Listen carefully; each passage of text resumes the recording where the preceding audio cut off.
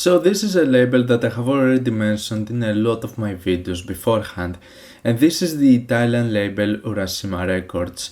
It's mostly known for taking some old and classic noise and power electronics releases that are really hard to find and repressing them in limited vinyl editions. This has helped me discover and buy albums that I wouldn't expect they would end up being in my collection. And when I find the chance to talk about the label once again, I do so. So what a better chance to mention this label again with what I consider to be one of the greatest discoveries I found in the old school Japan noise scene, with the album Socks, Socks, Socks by Violent Onsen Geisha. So this is the project of the Tokyo-based artist by the name of Masaya Nakahara that I was aware of for quite some time, though I still haven't done a deep dive into their big catalog over the years. But this repress of this 1989 album gave me a chance to get into one of his works, and let me say, what an interesting choice for an album to be repressed out of all of them.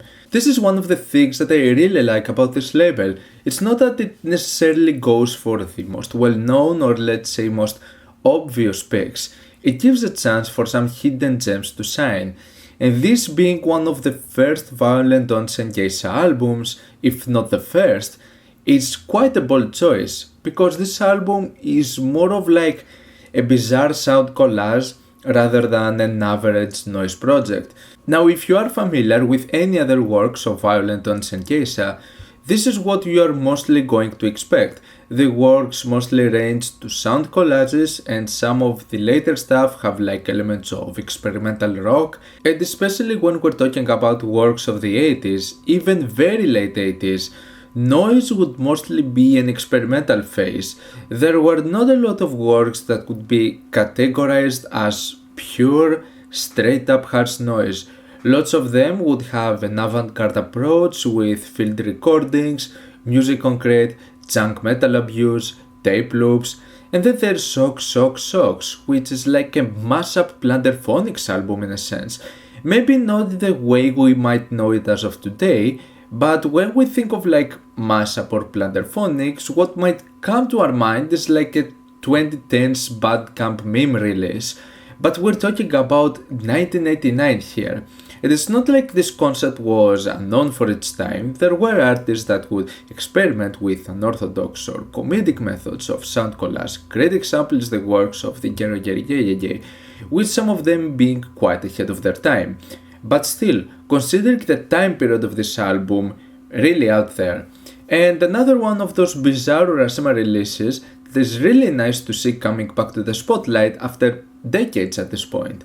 So when it comes to the album itself, there's actually not that much to talk about, and it's not like there's any sort of additional information about it outside the Bandcamp page that mentions this being first released as a cassette on Vanilla Records and being pressed on vinyl for the first time in 2021.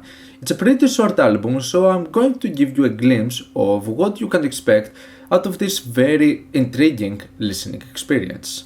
The introduction prepares you right off the bat for a wacky experience. It's a Plunderphonics / sound collage with a female Japanese narrator, a catchy hip hop loop, and there are also some screams that go with the rhythm. Very bizarre and cynically comical experience that serves as an intriguing way to start the project. And it's also like 3 minutes. So it has a bit of a length to it for an introduction piece, having all of its elements just being compiled and played over and over again. The following track, VOG and History of Motown Sound, is a pretty sudden transition to harsh noise territory, which is a really solid track at that, also having a bit of a disturbing aura to it with its constant screams in the background. So it's not like just a standard noise track, it has that something to make it stand out in the track listing. The track Under the Cover feels like a combination of the approaches of the 2 previous songs. It's various bizarre collages of talking and background disco type music, and up front you have some junk metal noise which has multiple like silent cuts to it, so it doesn't overbear the song.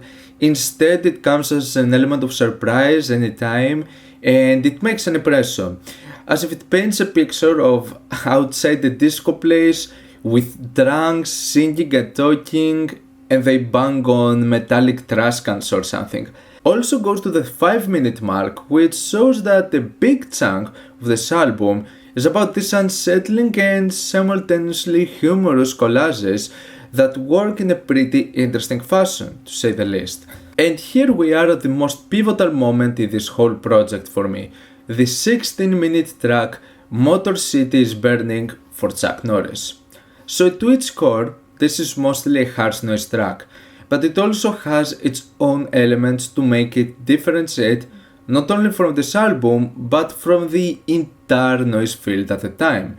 This track is absolutely insane. It starts with motorbike engines revving constantly, there's also a couple of screams taking place, and the noise segments are ear-piercing lo-fi microphone feedback, something that you could find in an early White House project.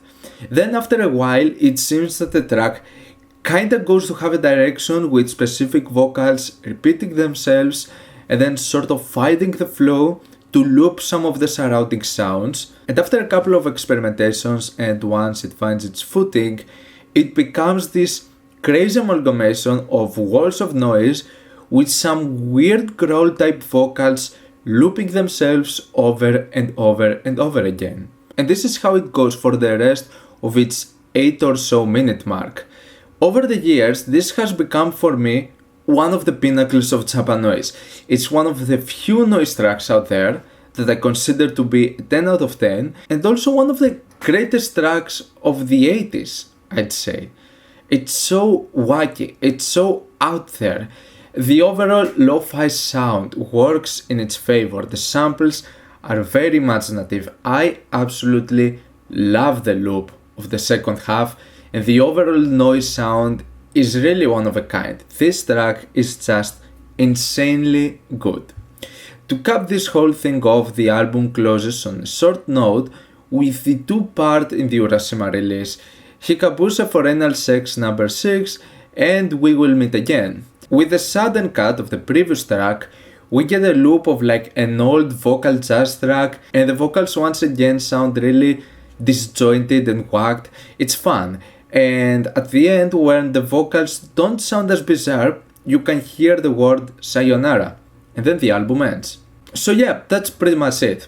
Not a lot to add about the album beyond that. It's more of like an album that you have to experience for yourselves and be immersed by its cynical sense of humor and discomfort, achieved with an unorthodox blend of sounds that at times incorporated some very solid noise elements. And now your chance to give this album a shot is higher than ever before, since even if you don't want to buy the vinyl record, you can listen to the entire album on Bandcamp on the label page.